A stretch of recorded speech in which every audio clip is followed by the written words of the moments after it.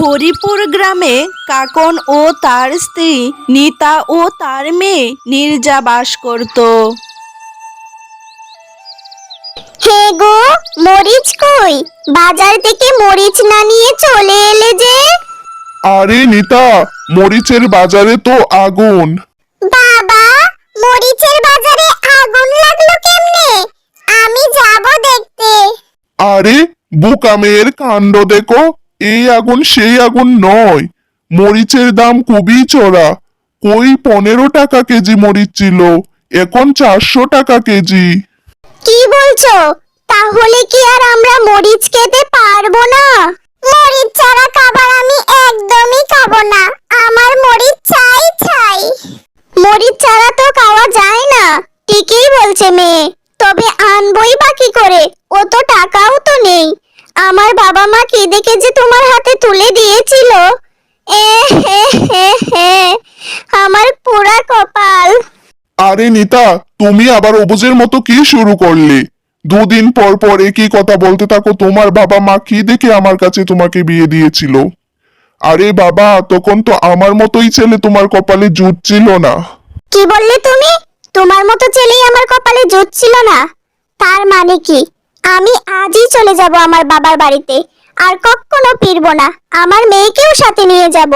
থাকো তুমি তোমার এই সংসারে। ঠিক আছে ঠিক আছে, রাগ করো না, আমি মরিচের ব্যবস্থা করছি।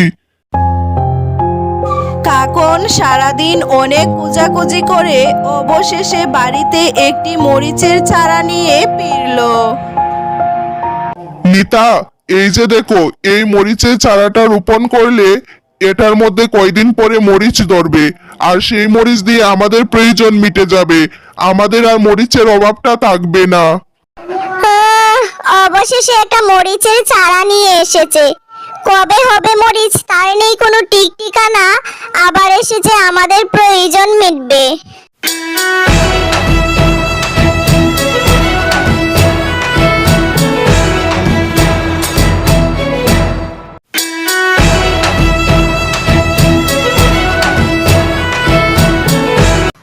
কি মরিচ গাছে তো দেখছি অনেকগুলো মরিচ হয়ে গেছে। মা বাবাকে ডাকি। মা, বাবা, কোথায় তোমরা? তাড়াতাড়ি এসো, দেখো মরিচ গাছে কতগুলো মরিচ হয়েছে। আসো। এ মা, এ কি সত্যি সত্যি এতগুলো মরিচ হয়ে গেছে? এবার থেকে অনেক অনেক মরিচ খেতে পারবো, আর কোনো মরিচের অভাব থাকবে না। এত টাকা দিয়েও কিনা লাগবে না। বাবা বাবা বাবা। ও নির্জার মা, আমাকে 2টা মরিচ দাও না, তোমার কাছে তো অনেকগুলো মরিচ। আমার তো বইই গেছে তোমাকে মরিচ দিতে।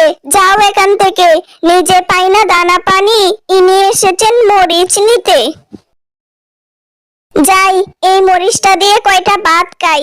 অনেকদিন ধরে মরিচ খাই না, আজ মরিচের স্বাদ গ্রহণ করব।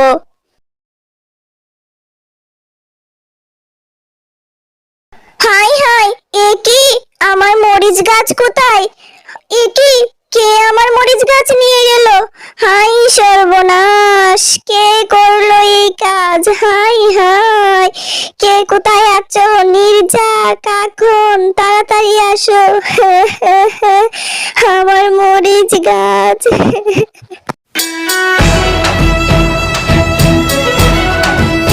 নিতা, এভাবে কান্না করো না। চোরের কাজেই তো চুরি করা। ঠিক আছে, আল্লাহ যা করে ভালোর জন্যই করে। হয়তো এটা তোমার ভালোর জন্যই করেছে। আমি তোমাকে মরিচ গাছের ব্যবস্থা করে দেব। তুমি আর কান্নাকাটি করো না। মা, বাবা ঠিকই বলছে, তুমি আর কেঁদো না। আমার খুব কষ্ট হচ্ছে। তুমি আরো কাঁদলে আমিও কেঁদে দেব। আর কেঁদো না মা। তারপর কাকন একটি মরিচের প্যাকেট নিয়ে বাড়ি ফিরে। নিতা, এইবার আর গাছ নয়, মরিচের প্যাকেট নিয়ে এসেছি। পাশের বাড়ি থেকে কয়টা টাকা ধার করে এই প্যাকেটটা কিনেছি। এই প্যাকেটে অনেক অনেক বীজ আছে, সেগুলো আমরা চাষ করব। চলো, আর কান্নাকাটি করো না। ঠিক আছে, কিন্তু আমরা বাড়ির বাহিরে আর মরিচ চাষ করব না। কারণ বাড়ির বাহিরে চাষ করলে আবার মরিচগুলো নিয়ে যাবে, গাছগুলো চুরি করবে। তাই আমি রান্নাঘরেই মরিচ চাষ করব। আমি তোমার কোনো কথাই শুনবো না, আমি রান্নাঘরেই চাষ করব।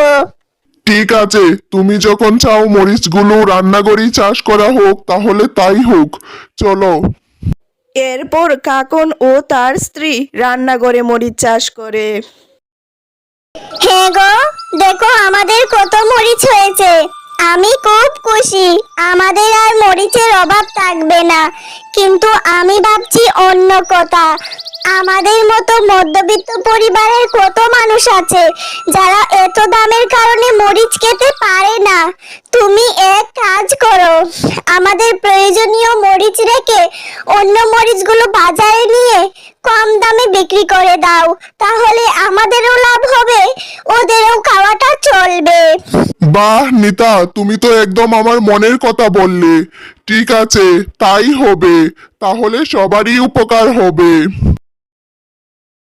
মরিচ নিবে গো, মরিচ 400 টাকা কেজি নয়, 50 টাকা কেজি। নিলে আসো তাড়াতাড়ি। একই ভাই, এত কম দামে মরিচ দিচ্ছ যে? অন্যখানে তো 400 টাকা কেজি, 1 টাকাও কম নেই। এত কম দামে দিচ্ছি, এ যে আমার ক্ষেতের মরিচ। আপনাদের মতো সাধারণ মানুষেরা তো খেতে পারেন না এত দামের কারণে। সবার কথা ভেবেই আমি ভাবলাম আমার অল্প লাভই ভালো। এত লাভ করে আপনাদের কষ্ট দিয়ে কোনো লাভ নেই। সবাই যাতে কিনতে পারে তাই 50 টাকা কেজি ধরলাম। আরে ভাই, আপনি তো খুব ভালো মানুষ। 400 টাকা কেজি তো বিক্রি করতে পারতেন, তাও 50 টাকা কেজি করে বিক্রি করছেন সাধারণ মানুষের কথা ভেবে। আপনার মঙ্গল হোক। সত্যি আপনি অনেক ভালো মানুষ। আপনার মতো মানুষ আজকাল এখন নেই। এরপর কাকন সব মরিচ বিক্রি করে বাড়ি ফিরল অনেকগুলো টাকা নিয়ে। দেখো নিতা, আমাদের সবগুলো মরিচ বিক্রি হয়ে গেছে। সবাই খুব আনন্দের সাথে মরিচগুলো নিয়েছে। সবাই আমাদের জন্য মঙ্গল কামনাও করেছে। আরে বাহ, এ তো খুবই ভালো কথা।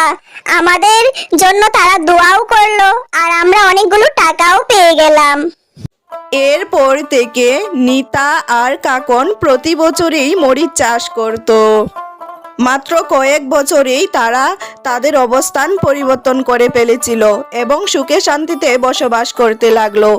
আপনাদের যদি আমার ভিডিওটি ভালো লেগে থাকে তাহলে লাইক, কমেন্ট, সাবস্ক্রাইব করবেন। ধন্যবাদ।